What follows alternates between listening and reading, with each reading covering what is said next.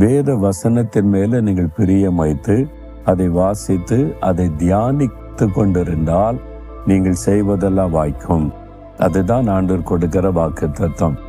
இந்த oral Robert என்ற தெய்வ மனிதர் 60 வருஷத்துக்கு முன்னால அப்பதான் எளிமையா ஊழியத்தை ஆரம்பித்திருந்தார்.